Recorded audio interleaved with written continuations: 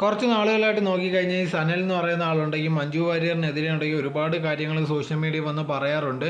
കുറച്ച് നാളുകളായിട്ട് നോക്കിക്കഴിഞ്ഞാൽ ഏത് ഇൻ്റർവ്യൂ വന്നിട്ടുണ്ടെങ്കിൽ മഞ്ജു വാര്യറിനെ ഇഷ്ടമായിരുന്നു. മഞ്ജു വാര്യർ ഇപ്പോൾ ഇങ്ങനെ പറയാൻ കാരണം വേറെ കാര്യങ്ങൾ കൊണ്ടാണ്. തടങ്കലിലായിരുന്നു മഞ്ജു വാര്യർ.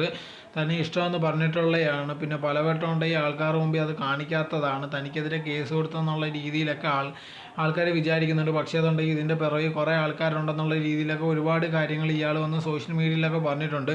സാധാരണ രീതി ഇങ്ങനെയൊക്കെ വന്ന് പറഞ്ഞാൽ ഇയാളെ പിടിച്ച് അകത്തിടേണ്ടതാണ്. കാരണം മഞ്ജു വാര്യർ ഏതെങ്കിലും ഒരു കേസ് കൊടുത്താലോ അല്ലെങ്കിൽ വേറെ എന്തെങ്കിലുമൊക്കെ ചെയ്താലും മതി.